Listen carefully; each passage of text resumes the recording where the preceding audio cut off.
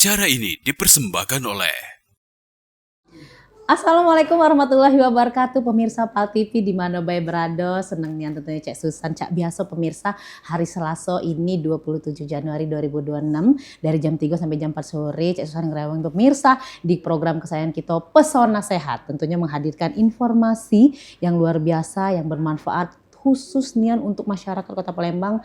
Pemirsa setia PAL TV memang punya kita untuk kesehatan, mengedukasi biar masyarakat maupun pemirsa lebih tahu lagi, lebih dalam lagi kira-kira penyakit apa yang sedang diidap dan yang memang bagaimana penanggulangannya, bagaimana tindakannya, bagaimana pencegahannya. Dan tentunya setiap harinya di Pesona Sehat ini, setiap episodenya kita menghadirkan orang-orang yang ada di pakarnya tentunya di tema setiap harinya.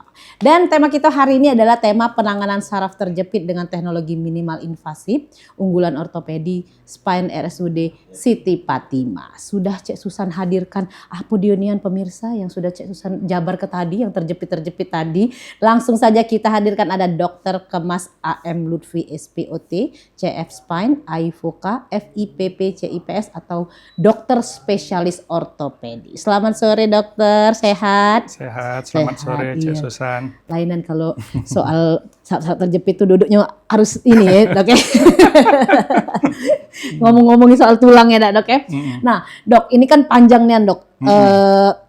Penjabaran apa namanya tuh nama belakang dokter ini. Iya. Mungkin juga masyarakat ataupun pemirsa apa dionian kira-kira dok, kan taunya kita kalau sakit tulang sudah ke dokter tulang bagian apa cek itu, ternyata ada spesialisnya lagi nih ortopedi nih, kira-kira spesialis seperti apa dok, boleh dijelaskan dulu? Iya, terima kasih Cek Susan. Iya. Jadi saya izin menjelaskan, jadi dokter spesialis ortopedi adalah dokter spesialis yang menangani khususnya kalau yang kita kenal udah menangani masalah patah tulang biasanya. Oke, dok. Tetapi selain patah tulang, jadi ortopedi juga menangani masalah-masalah di otot, di sendi, terus di saraf. Dan selain itu, ortopedi juga ada bagian-bagiannya lagi. Jadi selain itu ada sub-sub spesialis lagi dan beberapa fellow dari ortopedi. Untuk saya sendiri, saya baru menyelesaikan fellowship di orthopedic spine. Jadi kalau orthopedic spine itu dia lebih spesial lagi, dia membahas mengenai masalah penyakit-penyakit di tulang belakang.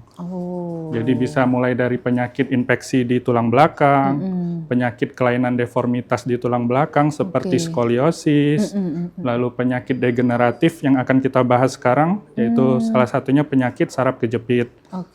Selain itu juga ada penyakit tumor di tulang belakang. Dan ada masih juga, banyak dok, lagi. Masih banyak lagi macam-macam dok ya. Nah itu pemirsa kita bakal bahas ini.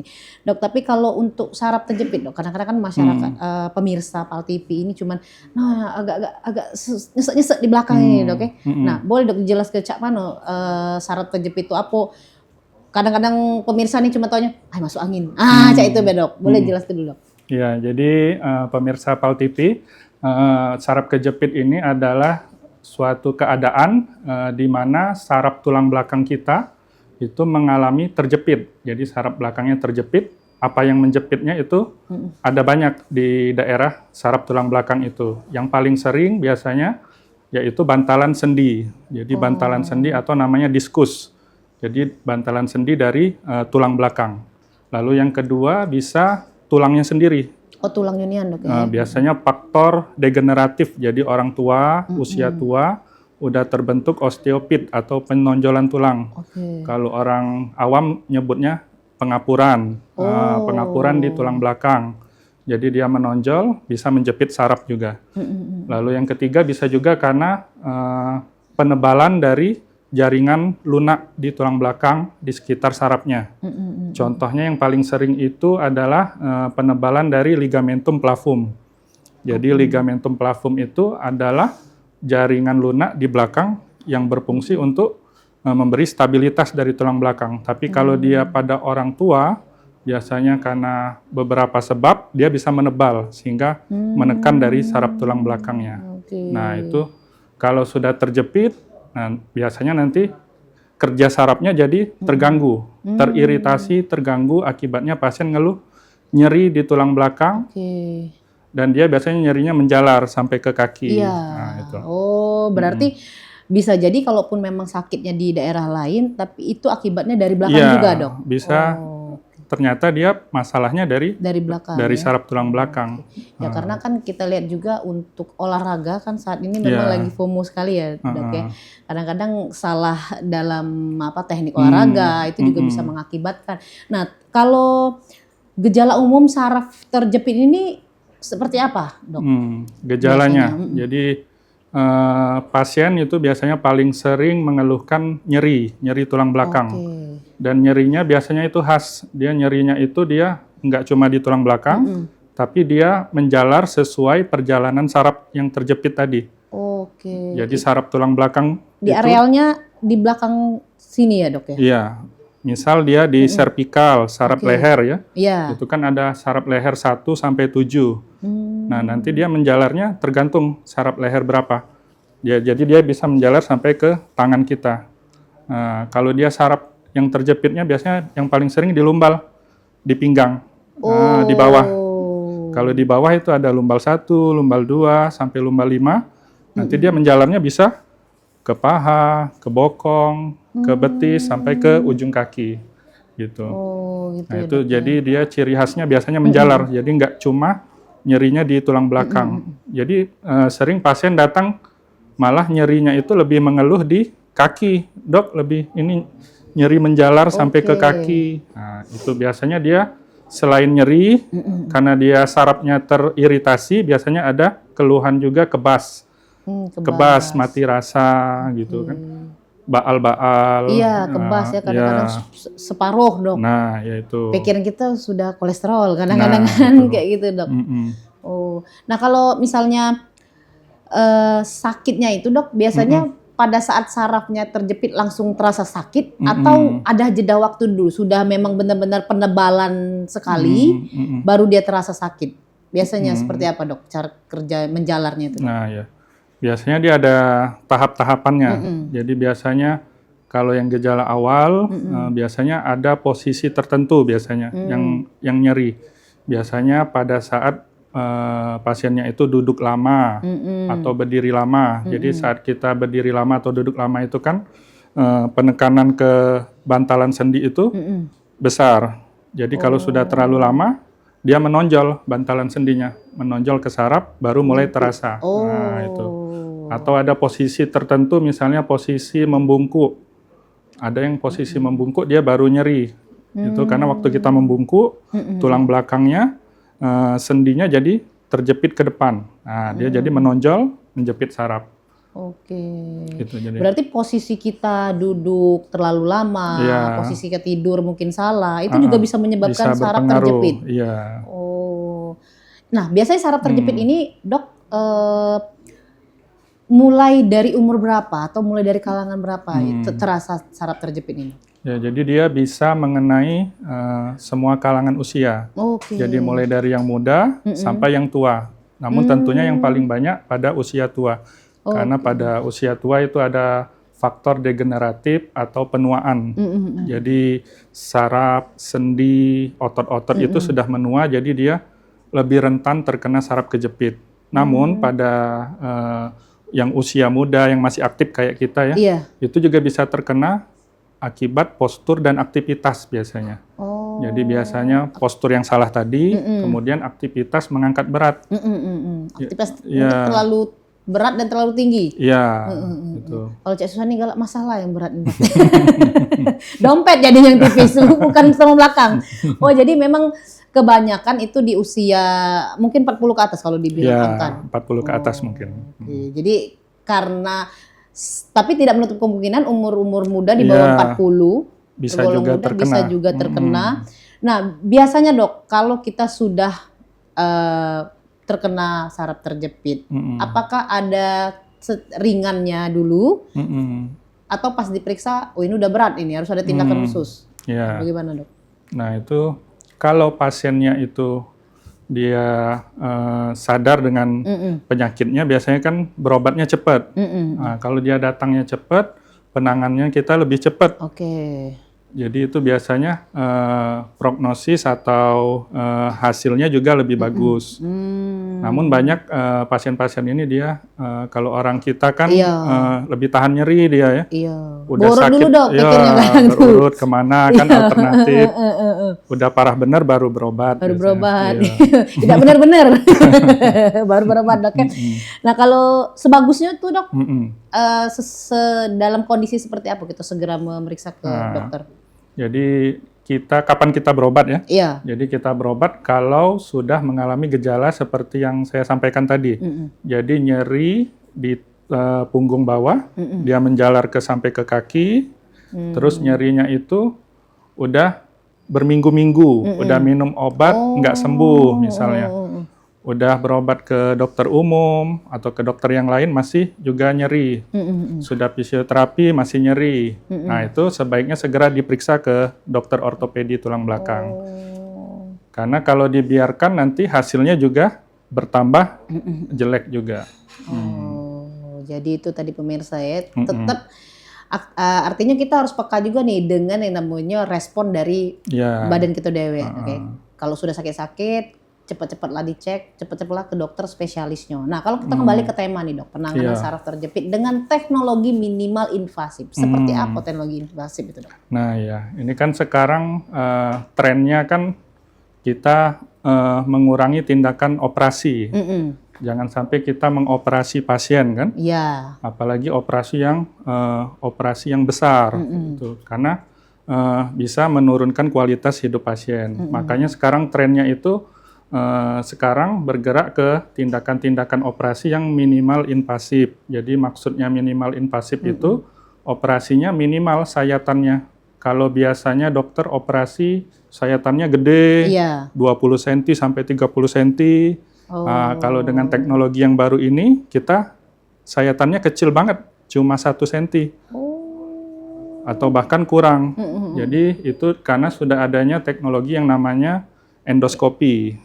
Yang masuk itu ya dok ya? Ya, istilahnya kalau bahasa awamnya ada kamera kecil. Iya. Jadi ada kamera kecil dengan teropong, dia nanti masuk ke dalam daerah saraf terjepit.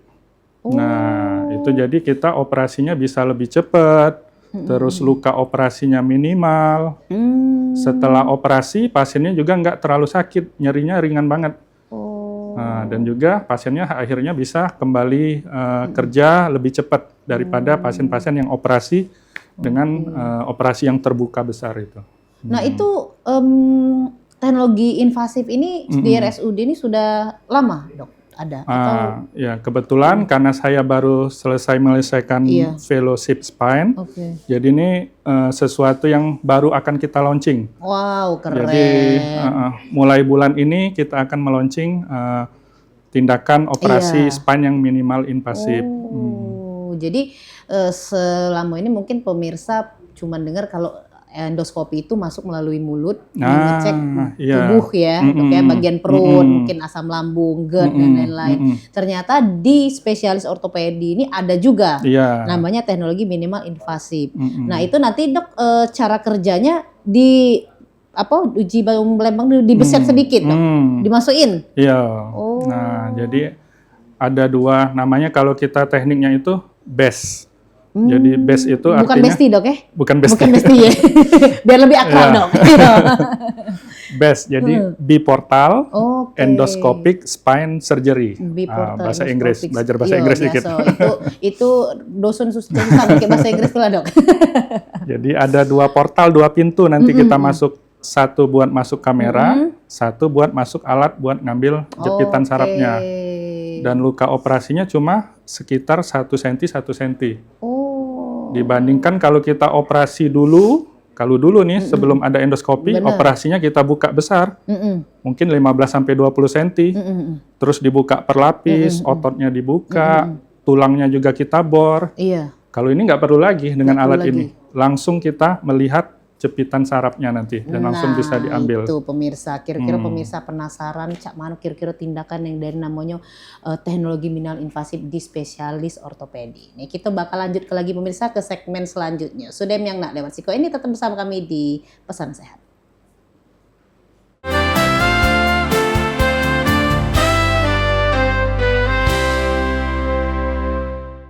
Acara ini dipersembahkan oleh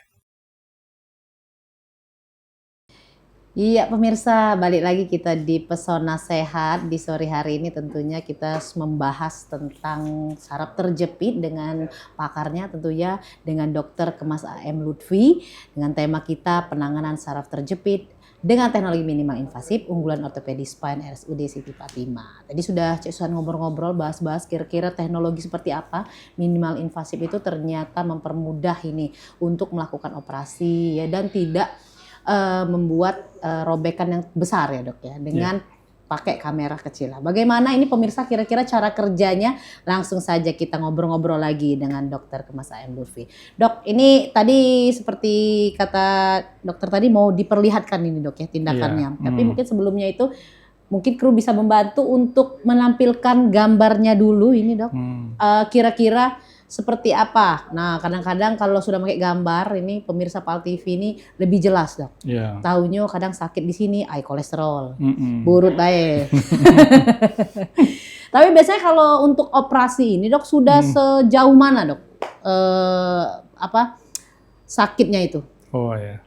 Indikasi operasinya. Iya, indikasi operasinya. Kapan kita operasi? Kapan kita operasinya itu, Dok? Nah, ini jadi dari penyakit saraf kejepit ini ternyata tidak semuanya harus kita operasi. Jadi 70-90% itu bisa sembuh dengan tanpa operasi. Jadi dengan obat-obatan, dengan fisioterapi, sebagian ada butuh tindakan injeksi, udah cukup dia sembuh.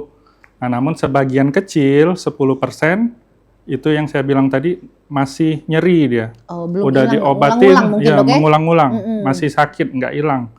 Udah lebih dari 6 minggu kita obatin dengan konservatif, masih sakit. Nah, ini berarti pasiennya mungkin cocok untuk tindakan operasi. Oke. Nah, ini pemirsa yang mungkin bisa dilihat tindakan pada saat juga proses dari operasinya. Nanti kita juga akan memberikan lebih jelas lagi untuk gambarnya ini kira-kira posisi sarafnya di mana. Iya. Nah, ini. Nah, ini kalau kita lihat kan dari gambar ini saat saya melakukan operasi, jadi tangan kiri memegang kamera. Jadi ini kameranya sebesar ini yang saya masukin. Jadi ini mungkin jari saya aja lebih besar dari kamera ini. Iya, kecil sekali dok ya? Kecil sekali. Mikro ya? Ukurannya dia 3 mili. Nah, ini 3 mili. Nanti ini yang masuk ke tubuh pasien. Jadi untuk masuk kamera ini, kita butuh sayatannya nggak lebih dari 1 cm, mungkin setengah sampai 1 cm. Nanti masuk ke tubuh pasien di tulang belakangnya dengan alat ini. Ini namanya alat endoskopi. Nah, ini alat yang sudah banyak digunakan nih di operasi-operasi tulang belakang baik di Indonesia, di luar negeri.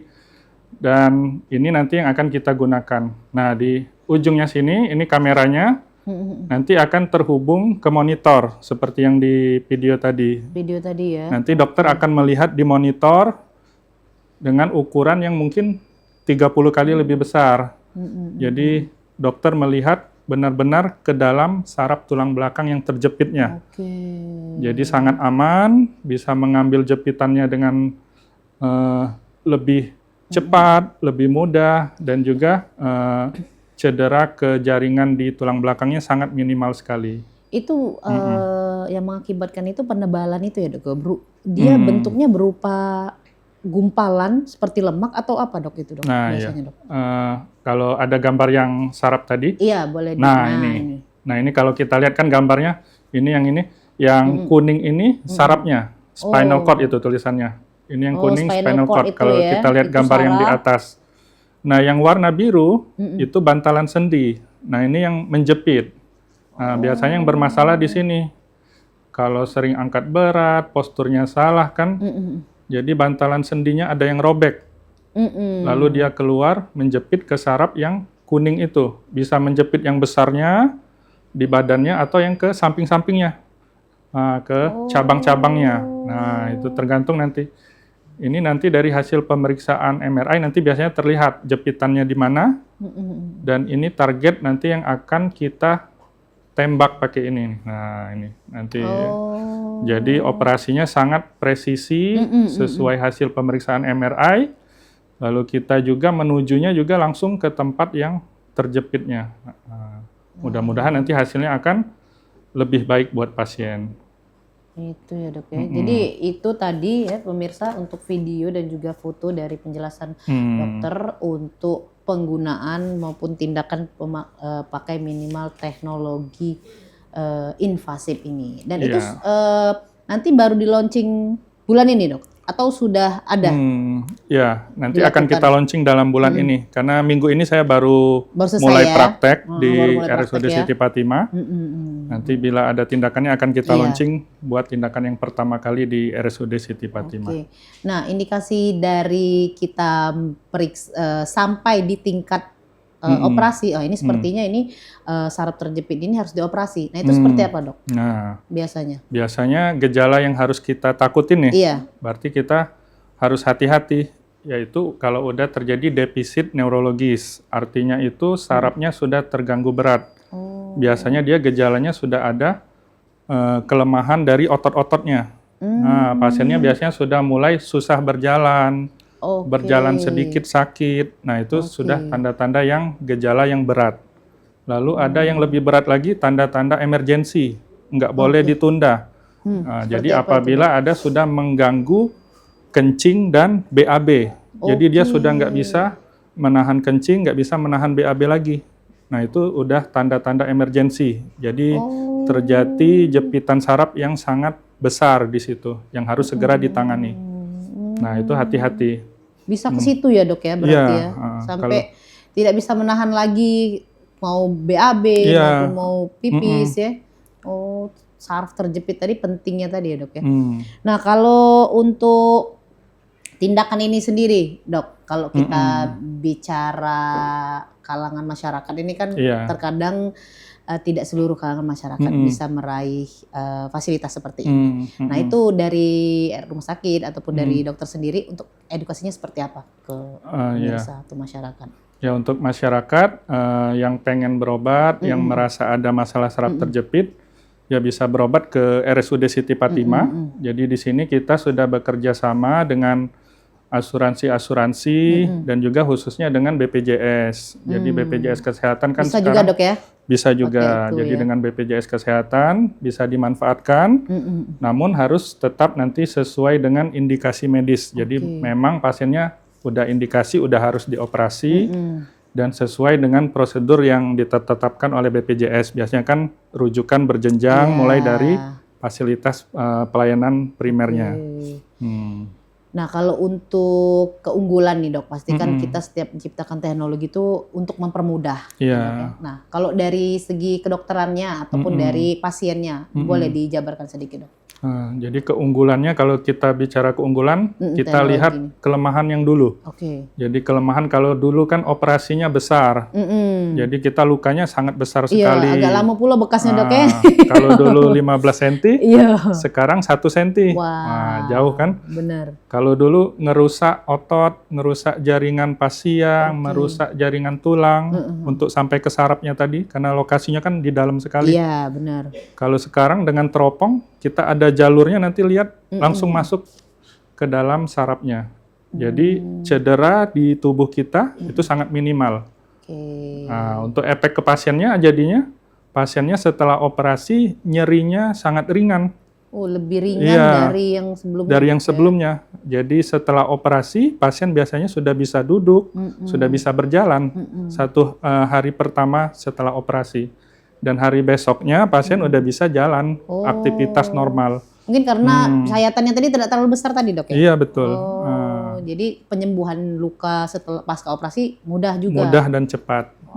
Mantap ya. Kalau dari kedokterannya seperti apa dok? Kalau dari kedokteran, dari beberapa studi, efisiensi cepatnya gitu ya. Yang paling tinggi itu mengurangnya kehilangan darah waktu operasi. Nah, waktu operasi tulang belakang kita paling takut tuh kehilangan darah sampai 1 liter biasanya. Karena kita banyak membuka otot-otot tadi. Kalau dengan endoskopi dia sangat sedikit, mungkin di bawah 100 mili. Jadi sangat mengurangi perdarahan. Yang kedua, dia nyeri pasca operasinya lebih kecil tadi. Terus recovery-nya juga lebih cepat. Nah, Kalau itu kan soal saraf terjepit ya, Dok. Iya. Kalau untuk postur tubuh, Dok, kadang-kadang kan ada juga di kalangan masyarakat itu postur tubuhnya dikarenakan suka nunduk, Iya, sehingga tulang belakang juga ikut dengan umurnya mungkin masih bisa dengan postur tubuh yang ideal, tapi karena mungkin habit ya, Dok ya, Iya. kebiasaan. Nah, itu seperti apa, Dok? Nah, itu sangat berpengaruh. Jadi postur kita tuh sangat berpengaruh ke kesehatan tulang belakang. Iya. Jadi biasanya kalau kita duduk dengan postur yang jelek, misalnya miring kiri, miring kanan, atau membungkuk ke depan, nah itu akan menyebabkan penjepitan ke bantalan sendi itu lebih besar biasanya. Kalau kita duduknya sebentar nggak masalah. Nah, tapi kalau sudah duduk dalam postur yang jelek berjam-jam, 2 jam, 3 jam, nah itu akan Diulangi terus pula, Dok, iya, ya? Nah, diulangi setiap hari. Iya. Nah, itu akan merusak bantalan sendi kita. Iya. Pakso ini, Dok, ke depan ini nak belajar table manner dulu makan ini, jadi biar agak tegap ya. Iya. Nah, Dok, kita tadi kan penanggulangan. Nah, kalau untuk pencegahannya seperti apa, Dok? Supaya khususnya generasi penerus ini tidak mudah yang amonyo saraf terjepit, apalagi pas tuonyo kage, postur tubuh jadi jelek. Nah, itu seperti apa, Dok, pencegahannya? Oke, buat pencegahan nih, Sobat PAL TV, yang pertama itu jaga postur tubuh yang bagus. Terutama waktu ngangkat barang. Jangan ngangkat barang dengan menunduk. Jadi kita harus tegap dan gunakan lutut buat mengangkat barangnya. Nah, jangan sambil membungkuk. Yang kedua, berat badan. Ini berat badan kita sangat mempengaruhi beban ke tulang belakang. Jadi kalau beratnya berlebih atau sampai obesitas, beban ke tulang belakangnya juga sangat besar. Nah, itu jadi beresiko juga saraf kejepit. Terus yang ketiga, pekerjaan. Jadi pekerjaan yang mengangkat berat, yang beratnya sangat luar biasa ya. Nah, itu beresiko juga buat terkena saraf kejepit. Hati-hati juga yang suka nge-gym, jadi ngangkat bebannya terlalu berat, tidak sesuai badan kita. Nah, itu juga bisa beresiko nanti. Bisa tiba-tiba terjadi putus dari bantalan sendi sehingga dia menonjol langsung. Biasanya lagi ngangkat beban, itu sakit tulang belakangnya. Itu hati-hati nanti ternyata ada saraf kejepit. Lalu juga yang terakhir, kita lihat gejalanya. Jadi kalau sudah ada gejala nyeri dari tulang belakang yang menjalar ke kaki, udah ditunggu sehari 2 hari, nggak hilang nih, udah minum obat nyeri nggak hilang, segera periksa ke dokter supaya lebih cepat ditangani, lebih bagus, nggak sampai harus operasi. Itu masa nyerinya tuh kita tunggu ke sekitar 1 atau 2 minggu, Dok? Kalau sudah merasa nyeri yang menjalar ke bawah, sudah minum obat 1-2 hari nggak sembuh, sebaiknya segera ke dokter. Jangan sampai nunggu berat kan? Iya. Karena tadi 70% itu nanti sembuh dia, cukup dengan obat-obatan sembuh. Obat-obatan, fisioterapi nanti sembuh. Jadi tidak harus nanti ke dokter harus operasi, belum tentu. Karena yang operasinya hanya 10% dari pasien yang datang. Seperti itu ya, Dok ya. Jadi untuk tindakan pertama pasti untuk seluruh pasien yang datang 10% yang mungkin dikasih tindakan untuk operasi. Mungkin hanya 70% dia yang bisa sembuh dengan obat-obatan. Jadi sisanya mungkin 10-30% harus baru dengan operasi. Berarti kalau lebih cepat kita tindakan, lebih cepat datang, lebih cepat diobati, lebih cepat sembuh, tidak perlu operasi. Nah, kalau jenis olahraga, Dok. Nah, kira-kira yang bagus lah untuk biar postur tubuh bagus, khususnya tulang belakangnya apa tuh, Dok? Untuk jenis olahraga yang bagus itu namanya core strength. Jadi meningkatkan kekuatan core. Jadi core itu bagian inti tubuh kita, yaitu tulang belakang tadi. Jadi otot-otot tulang belakangnya harus dikuatkan yang di punggung ini. Salah satunya dengan berenang bisa. Berenang. Gym juga, Dok? Gym bisa juga. Tapi dengan bebannya tadi ya? Iya, bebannya harus diatur dengan pakai PT biar ada yang melihat kan. Lalu juga menguatkan otot-otot lower. Lower kita. Kalau otot lowernya kuat, beban kita juga semakin terbagi. Jadi enggak semuanya beban ke tulang belakang. Oke. Nah, jadi dengan kita rajin olahraga, apapun olahraganya ya, mau lari, sepeda, berenang, mau olahraga juga main basket, main apa, itu kan semua menguatkan. Benar. Nah, jadi itu mencegah kerusakan-kerusakan dari otot, dari tulang, dari sendi. Nah, kalau obesitas, Dok? Nah, itu kelebihan lemak. Itu pengaruh juga, Dok? Sangat berpengaruh. Jadi kalau obesitas itu beban ke tulang belakangnya sangat tinggi. Jadi bantalan sendinya biasanya menonjol sekali pada orang-orang yang obesitas. Biasanya dia lebih sering terkena penyakit saraf kejepit pada orang yang obesitas. Kebanyakan, Dok, selama menjadi spesialis ortopedi ini, pasien yang datang itu keluhannya seperti apa?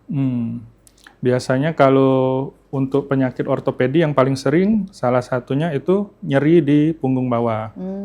Lalu yang kedua, nyeri lutut. Punggung bawah itu artinya di bagian pinggang ini ya, Dok? Iya, bagian pinggang. Karena kan kebanyakan, ginjal ini. Langsung cak itu kadang-kadang. Ternyata bukan ginjal. Ternyata bukan ginjal. Bisa jadi ototnya aja, atau dia saraf kejepit. Oke, Dokter. Nanti kita lanjutkan lagi. Ini tadi sudah kita tampilkan pemirsa ya videonya. Mudah-mudahan juga pemirsa sudah banyak ilmunya ini. Lebih tahu lagi nih kira-kira saraf terjepit itu seperti apa, pencegahannya dan penanggulangannya. Kita bakal lanjut lagi di segmen selanjutnya. Pemirsa jangan kemana-mana, tetap bersama aku Cek Susan di Pesona Sehat.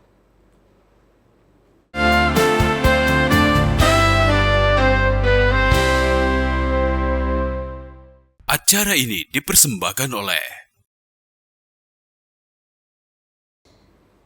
Iya pemirsa, balik lagi kita di Pesona Sehat. Kita sudah masuk ke segmen terakhir dan pemirsa mungkin yang sudah ketinggalan di segmen pertama dan segmen kedua tadi ya, pengen tahu informasinya, informasi penting khususnya tentang kesehatan, bisa jengok di ulasan kita di YouTube kita, YouTube Al TV. Pastinya pemirsa tidak bakal ketinggalan yang namanya informasi-informasi update ya. Nah, dokter, kita sudah sama Dokter Lutfi nih. Dokter Lutfi ini dokter spesialis ortopedi. Dok, kalau ini kan luar biasa dok ya, sudah ada teknologi. Tapi kita tidak bisa memaksakan nih pasien untuk ya harus pakai tindakan teknologi minimal invasif ini. Ada yang takut, jenguk jarum suntik, takut dok. Kadang tuh Cak Susan kan takut ya dok. Nah itu, kira-kira ada alternatif lain nggak dok? Oke, ya ini emang banyak pertanyaan pasien-pasien biasanya. Mayoritas pasien itu takut operasi, nggak mau. Padahal kan di anestesi ya dok ya? Iya, dibius, tidak terasa sebenarnya. Teringat masuk alat ke dalam badan tuh sudah degap-degup dok. Cak mana dok? Iya.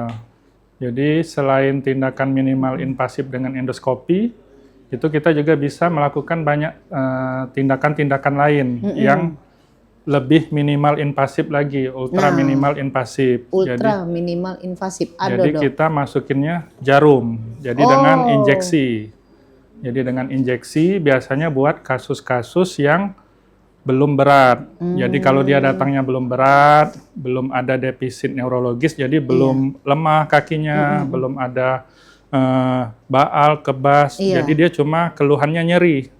Jadi dia mungkin baru tahap awal, baru menonjol dikit, sarafnya baru merasa nyeri. Nah itu bisa kita lakukan tindakan injeksi untuk mengurangi nyeri, sekaligus juga dokter sebagai diagnosis memastikan bahwa memang penyakitnya dari situ. Jadi bisa kita suntik nanti, bisa dengan guiding, dengan bantuan USG atau dengan bantuan SIAM. Nah, jadi nanti akan disuntikan obat-obatan buat menghilangkan nyeri. Lalu yang kedua, selain itu juga bisa dengan melakukan dekompresi. Dekompresi itu artinya mengurangi tonjolan dari bantalan sendinya. Jadi dengan ada semacam jarum juga kita masukkan ke dalam bantalan sendi. Jadi pasiennya cuma ditusuk jarum aja dikit. Jadi ditusuk jarum, masuk ke dalam bantalan sendi. Nanti bantalan sendinya bisa dilakukan radiofrekuensi atau bisa di laser. Tujuannya buat mengecilkan. Nah, nanti setelah di laser biasanya dia mengecil. Nama tindakannya PLDD, percutaneous laser disectomy. Gitu. Atau juga bisa yang sekarang yang lagi booming, disuntik, diinjeksi stem cell. Iya, Jadi iya, kita pernah masukin suntik ke dalam bantalan sendinya stem cell. Bisa juga. Jadi banyak alternatifnya. Banyak ya. Jadi kalau datang ke dokter ortopedi belum tentu langsung Dioperasi. operasi. Oh, tidak. Nah, belum tentu langsung masuk kamera ya. Tidak. Iya. Bila yang pastinya pacak foto dengan dokter Iya. ya. Iya, buka kamera foto selfie dok ya, bukan masuk ke kamera ke dalam tubuh. Iya, karena memang stigma dari masyarakat ini, adalah parah nih anak malah sudah masuk alat ke dalam tubuh tuh. Padahal ini adalah salah satu bentuk teknologi kita sudah canggih untuk kedokteran juga, tidak kalah canggihnya sosial media ini. Nah dok, kalau untuk pemulihannya pakai teknologi ini berapa lama dok? Terus juga apakah ada kemungkinan ngulang lagi sakit itu? Oke. Jadi kalau buat yang operasi minimal invasif dengan endoskopi, pemulihannya dia sangat cepat. Jadi hari pertama saat operasi itu pasien udah bisa duduk dan berdiri. Oh, langsung biasanya. ya. Lalu besoknya pasien biasanya sudah bisa aktivitas ringan, udah bisa duduk, makan, mau ke toilet, udah bisa sendiri. Biasanya hari ketiga udah kita pulangkan tuh pasiennya, udah bisa pulang. Dan 2 minggu setelah operasi, luka operasinya udah kering, udah bisa kembali aktivitas bekerja lagi. Jadi pemulihannya sangat cepat sekali. Cuma ini kan jepitan sarafnya yang kita ambil itu yang bermasalah aja. Jadi bisa aja nanti setelah operasi ini timbul jepitan saraf yang lain. Karena apa? Karena pasiennya tadi kan postur tubuhnya jelek, misalnya badannya obesitas. Duduk tegap ini. Iya. Dari lama ini dong, sekarang tegap. Jadi pasiennya nggak cukup cuma operasi. Jadi harus memperbaiki postur tubuh, harus nurunkan berat badan, harus fisioterapi supaya nggak ngulang lagi. Walaupun sudah operasi itu, kalau kita masih ada rasa tidak nyaman, itu boleh dok fisioterapi? Iya, masih tetap harus. Harus melakukan fisioterapi ya, supaya stabil tadi. Yang jelas kita harus konsisten nih dengan tubuh kita dewe. Iya. Dari segi olahraga, kata dokter tadi. Makanan dok, seperti apa dok? Kalau makanan dok? Kalau makanan sih sebenarnya tidak ada pengaruh langsung. Cuma kalau terlalu banyak kan menambah berat badan.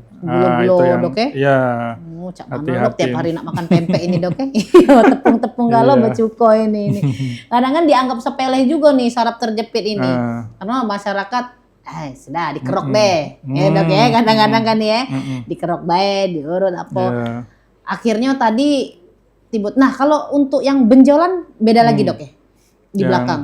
Benjolan apa? Benjolan misalnya ada nyut benjolan karena sakit. Apa itu pengaruh juga dok dari saraf terjepit tadi? Oh, biasanya mungkin ototnya itu. Ototnya jadi beda otot lagi yang ya, tegang, bisa juga karena sarafnya tadi. Jadi sarafnya kan terjepit. Iya. Terjadi iritasi. Nah, iritasi itu menyebabkan ketegangan di otot-otot di sekitar tulang belakangnya. Jadi sebenarnya bukan ada yang menonjol, mungkin ototnya yang tegang. Kali ya? Iya. Ototnya tegang dok ya? Nah, itu makanya tadi nanti pas di fisioterapi, waktu fisioterapi itu nanti dikasih terapi sama terapisnya biasanya untuk melemaskan otot. Mulai dari inframerah, ultrasound, atau shockwave terapi, banyak macam nanti. Oke, berarti prosesnya itu datang ke dokter, itu biasanya dicek dulu pakai USG tadi dok? Jadi waktu pasien mengeluh, datang ke dokter nanti kita periksa dulu. Kita konfirmasi dulu nih benar saraf kejepit, atau dari ototnya baik, ototnya yang bermasalah, atau dia sendinya. Jadi kalau misalnya dia benar dari saraf kejepitnya, jadi nyeri yang menjalar ke bawah, ada kebas, kesemutan, kaget kita periksa ronsen, ada periksa MRI. Kalau ronsen kita lihat tulangnya bergeser enggak? Nah, kan dari tulang tadi kan bisa menekan saraf. Lalu yang kedua MRI. Nah, ini yang paling penting. Ini di MRI ini bisa melihat sarafnya itu terjepitnya di bagian mana, seberapa besar, seberapa berat. Jadi nanti operasinya sesuai dengan hasil yang kita temuin, sesuai gejala klinis dan penemuan dari MRI. Jadi kalau misalnya dia nyerinya di punggung, ternyata jepitan sarafnya di bawah, kan tidak sesuai kan? Nah, berarti mungkin ototnya baik yang di sini. Atau dia jepitan sarafnya di leher ternyata, tapi nyerinya di kaki, tidak sesuai. Nah, Oke. kalau di leher dia harus di tangan. Di tangan dulu, biasanya. menjalar ke situ dulu Iya. dok ya, baru sampai ke kaki. Makanya butuh nanti dokter yang meriksa, yang ngecek bener dah ini masalahnya memang benar saraf kejepit atau ternyata bukan yang lain. Nah, Oke. gitu. Nah itu pentingnya kita harus datang ke kedokteran ya. Jadi biar periksa dokter bukan Iya. tiba-tiba datang langsung diperiksa udah pasti ini saraf kejepit. Ya. Kadang-kadang kalau sudah dengar saraf terjepit tuh dok, pecah parahnya dok. Hmm. Nah, rasanya kan ya. Padahal kadang-kadang bisa jadi karena kita aktivitas olahraga tadi Iya. tanpa pendinginan dok ya. Mm-mm. Nah kalau selama menjadi dokter nih menangani seluruh pasien di umur termuda saraf terjepit ini umur berapa dok? Dan apa sakitnya? Iya, biasanya ada yang termuda itu umur 20 tahun ada. 20 tahun. Iya. Apa dok kemarin keluhannya? Jadi dia keluhannya nyeri, malah dia keluhannya lebih berat kemarin itu. Nah. Dia nyeri dari pinggang menjalar ke paha dan betis. Jadi setelah kita periksa memang benar ada jepitan saraf di saraf lumbalnya. Lumbal tuh di Sini. pinggang. Ini lumbal. Panggul Iya, gitu ya dok. di pinggang kita ini. Ini lumbal. Jadi karena kenapa itu dok? Jadi ternyata dia waktu itu aktivitasnya dia pilot. Jadi kan banyak duduk. Terus dia berat badannya juga obesitas. Oke. Jadi Menahan, obesitas. Dok, ya? Iya, pilot. Akhirnya kemarin dilakukan operasi. Jadi dilakukan operasi tulang belakang. Alhamdulillah sembuh. Sembuh ya dok ya. Oh iya. Jadi Mm-mm. tidak melihat umur juga dok ya? Iya. Dengan cara hidup kita juga, pola hidup juga ya dok ya, itu Iya. juga pengaruh nih. Mungkin karena tadi Iya. dia seorang pilot, banyak duduk, Iya. mungkin minum kurang juga dok ya. Nah, Minum ini itu. pengaruh juga dok. Pengaruh tuh. Jadi apa perjalanan dari yang namanya tubuh itu, darah, hapus segala macam tadi biar lancar tadi dok ya. Iya. Nah, olahraga itu yang paling penting kata dokter. Cak itu. Nah, dok, ini kita sudah di penghujung acara nih, tidak Oke. terasa kalau nanyo-nanyo terus ini apalagi gratis mah ini konsulnya. Yo, landas dan Cak Susan pokoknya ya. Dok, boleh terakhir closing statementnya buat pemirsa di rumah, Oke. saran dan Pesan-pesan terakhir jadi buat masyarakat Kota Palembang, pemirsa PAL TV. Jadi ingat kalau ada gejala saraf kejepit, tadi ada nyeri pinggang yang menjalar ke paha, ke kaki, ke bokong atau ke betis, segera periksa ke dokter. Hati-hati, jangan sampai terlambat karena semakin cepat berobat bisa menunda, nggak perlu operasi. Jadi kita cukup dikasih obat, pengobatan konservatif, cukup dengan fisioterapi bisa sembuh. Namun apabila harus operasi jangan takut, karena sekarang kita sudah ada teknologi minimal invasif. Jadi bisa melakukan tindakan operasi dengan sayatan yang sangat minimal. Mungkin sekian ininya pesan-pesannya. Pesan-pesannya. Baik, jadi pemirsa ya, kira-kira kalau ada keluhan dari tulang belakang, otot, langsung datang ke dokter spesialis kita ini, dokter spesialis ortopedi, dokter Thomas Lutfi, ada di rumah RSUD Siti Fatimah dengan teknologi minimal invasif. Ya, sekali lagi terima kasih dokter Lutfi untuk waktunya sore ini, bermanfaat sekali. Mudah-mudahan pemirsa bisa dilihat lagi ini yang ketinggalan nih, langsung baik kalian nonton YouTube-nya Pesona Sehat kita PAL TV ya. Pemirsa saksikan terus setiap hari Selasa dari jam 3 sampai jam 4 sore Pesona Sehat cuma di PAL TV. Memang punya kita. Aku Cak Susan pamit undur diri. Wassalamualaikum warahmatullahi wabarakatuh. Sampai jumpa. Assalamualaikum.